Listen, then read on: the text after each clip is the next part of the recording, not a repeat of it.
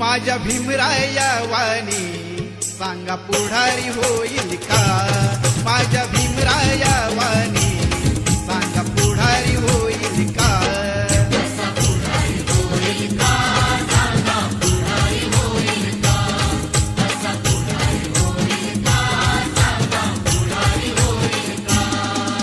सुज्ञानाचा निर्मळ जरा भीमासारखा माणूस खरा जन्मा येईल का? माझ्या भीमराया वाणी सांगा पुढारी होईल